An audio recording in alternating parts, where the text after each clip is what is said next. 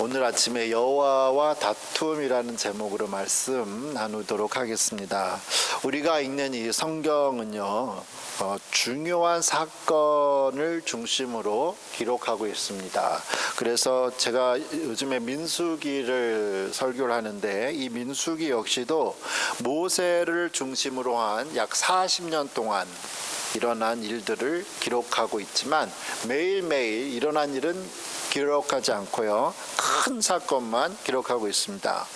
오늘 우리가 본문을 읽었는데 20장 1절을 보면 오늘 본문 사건이 일어난 장소와 때가 기록되어 있습니다. 민수기 20장 1절에 이렇게 말씀하시죠. 첫째 달에 이스라엘 자손 온 회중이 신광야에 이르러 백성이 가데스에 이르더니 미리암이 거기서 죽음에 거기서 장사되니라. 이 1절은 모세의 누나 미리암의 죽음을 기록하고 있습니다. 근데 언제 죽었냐? 첫째 달이라고 그래요. 첫째 달. 그럼 어느 년도 첫째 달, 이게 정확히 나오면 이해하기가 좋은데, 지금 이 첫째 달은 이스라엘 백성들이 이집트를 나오고 40년째 되는 그 첫 해 1월 달을 말을 하고 있습니다. 이 뜻은 이스라엘의 그 40년 광야 생활이 이제 거의 다 끝이 다가오고 있다는 뜻이죠. 모세의 누나 미리암은 아마도 모세보다 10살 정도는 많은 것으로 생각됩니다. 모세가 하나님께 부름을 받아 이스라엘의 지도자가 되었을 때가 80세였고 지금 40년이 지났기 때문에 모세는 120세예요. 그리고 모세의 누나는 모세보다 10살이 많아서 미리암은 지금 130세에 어디서 죽었냐면 가데스에서 죽어 장사되었습니다. 우리가 사랑하는 가족이나 애완동물의 이러한 죽음을 맞을 때 사실 정신이 없죠. 모세도 지난 40년 동안 자기와 함께 광야 생활하던 누나의 죽음에 많은 상실과 슬픔에 잠겨 있는 때였습니다. 모세가 개인적으로 이렇게 힘든 상황에 있지만 그래도 그 주변에는 계속 좋지 않은 일이 일어나고 있죠. 마치 내가 가족의 죽음이나 어떤 슬픔을 당해도 세상은 그것과 아무 상관없이 계속 돌아가는 것과 같습니다. 미리암이 죽은 장소가 가데스라고 되어 있는데, 이 가데스가 속한 곳이 어디냐면은 신광야예요. 광야 이름이 신광야입니다.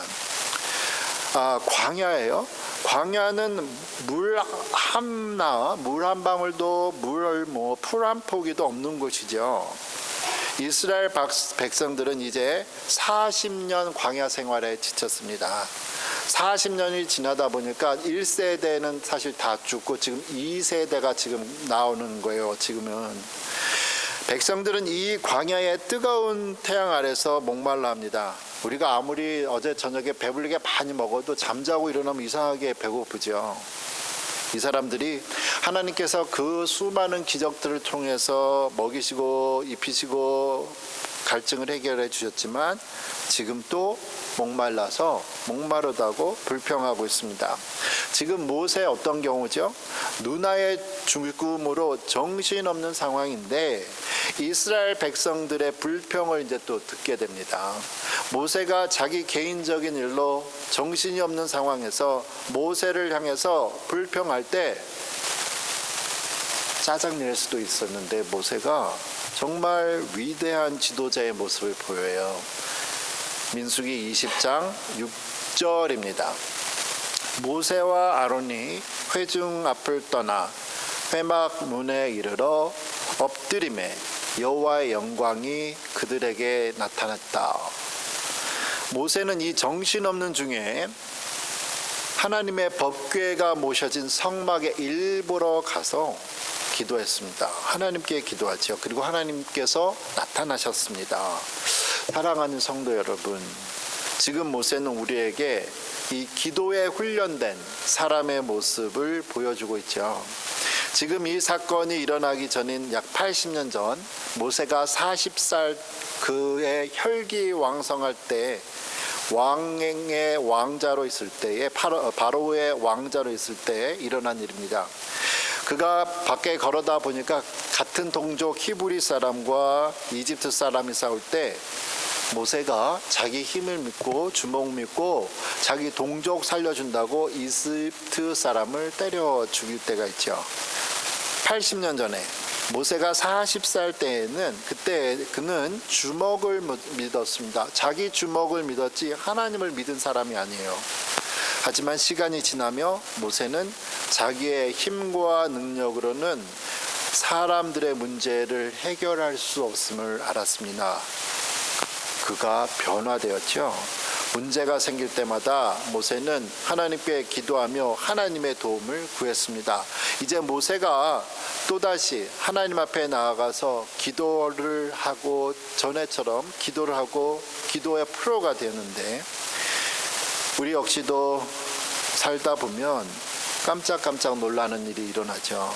이 세상이 우리를 향해 달려올 때 모세가 하나님의 성막에서 온 것처럼 하나님 앞에 나와 기도하십시오. 지난 40년 동안 수많은 백성들의 원망에서 모세를 정말 미칠 수밖에 없었던 그런 정신질환에서 건지신 것은 모세가 그 문제를 하나님께 맡겼기 때문입니다. 로마서 8장 32절엔 이렇게 말씀하시죠. 자기 아들을 아끼지 아니하시고 우리 모든 사람을 위하여 내주시니가 어찌 그들과 함께 모든 것을 우리에게 주시지 아니하겠느냐. 여러분, 하나님은 우리를 사랑하십니다. 하나님은 내가 필요한 것을 간구하는 그보다 더 풍성하게 준비하셨죠. 그 하나님 앞에 오늘도 우리가 만나는 모든 문제들을 갖고 나와서 기도하기를 원합니다. 하나님께서 모세의 기도를 들으시고 그리고 정말 문제를 해결해 주시죠.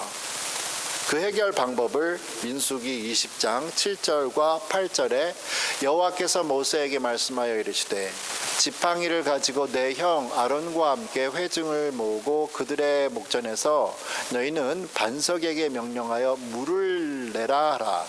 내가 이 반석이 물을 내게 하여 회중과 그들의 짐승에게 마시게 할지니라. 하나님은 모세에게 그 많은 백성들뿐만 아니라 그들의 짐승들에게도 마실 수 있는 쉽게 줄 수 있는 방법을 말씀하셨어요. 그게 뭐냐면 반석 앞에 나가서 절벽처럼 생긴 이 높은 바위 앞에서 물아 나와라 하고 외치기만 하면 되는 거예요. 그런데 모세는 하나님께서 그에게 하라고 하신 대로 하지를 않습니다. 20장 10절 11절에 모세가 어떻게 했는가? 하나님은 물아 나와라 이렇게만 말하라고 하셨는데 모세와 아론이 회중을 그 반석 앞에 모으고 모세가 그들에게 이르되 반역한 너희여 들으라. 우리가 너희를 위하여 이 반석에서 물을 낼까? 지금 화난 거예요. 모세가 그의 손을 들어 그의 지팡이로 반석을 2번 치니 물이 많이 쏟아져 나오므로 회중과 그들의 짐승이 마시니라. 물은 나왔는데 하나님은 물을 어떻게 하라고 했죠? 그냥 나오라고 말했단 말이에요. 10절에서 모세는 백성에게 아주 정말 많이 화내고 있습니다. 11절에서 모세는 그의 화난 감정을 주체하지 못하고 그 지팡이로 반석을 2번 내친 거예요. 물론 물이 나와서 사람들과 짐승들이 흡족하게 마셨습니다. 하지만 왜 모세가 이렇게 화를 냈을까요? 모세가 지난 40년 동안 사람들의 불평을 꾹꾹 잘 참아왔는데 지금 누나를 잃은 이러한 슬픔 때문에 또 사람들의 불평이 일어나니까 자기도 모르게 화를 낸 걸까요? 하나님께서도 모세가 이렇게 화를 낸 적을 본 적이 없습니다. 분명 순한 양과 같은 모세를 이토록 화가 나게 한 것은 물을 달라고 불평한 사람들의 책임이에요. 그 사람들이 화를 돋았어요. 그런데 하나님께서는 이 불평한 사람들에 대해서는 아무 말씀을 하지 아니하시고 오히려 모세와 아론에게 벌을 내리시죠. 민수기 20장 12절 다음을 보겠습니다. 여호와께서 모세와 아론에게 이르시되 너희가 나를 믿지 아니하고 이스라엘 자손의 목전에서 내 거룩함을 나타내지 아니한 고로 너희는 이 회중을 내가 그들에게 준 땅으로 인도하여 드리지 못하리라 하시니라. 하나님께서는 지금 모세와 아론이 사람들 앞에서 화를 참지 못한 것을 하나님의 거룩함을 나타내지 못한 것으로, 하나님을 믿지 못한 것으로 보았습니다. 그러시면서 하나님의 거룩함을 나타내지 못한 사람, 그들의 죄값으로 인해서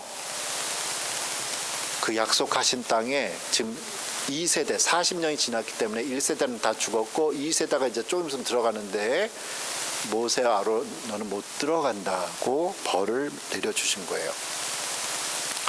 여러분, 근데 솔직히 우리가 보자고요. 모세가 뭘 그렇게 잘못했습니까? 지난 40년 동안 불평만 하던 사람들이 모세가 누나를 잃고 모세가 지금 마음에 상심해 있을 때 모세가 한번 화난 게 약속의 땅에 들어가지 못할 만큼 그만큼 큰 죄냐 이거예요. 야고보서 1장 20절은 사람이 화를 내는 것에 대해 이렇게 말씀합니다. 사람이 성내는 것이 하나님의 의를 이루지 못함이라. 우리는 다 사람이에요. 솔직히 말해서요. 화 안 내보신 분 있으면 손 한번 내려보세요. 지금은 다 올려야 돼요. 제가 내려오라고 하기 때문에.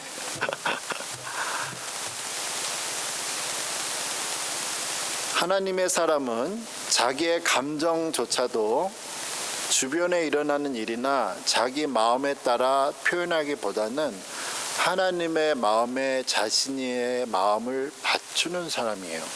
그런데 지금까지 모세는 정말 잘해오다가 지금 하나님 앞에서 화내가지고 하나님을 나타내지 못했습니다.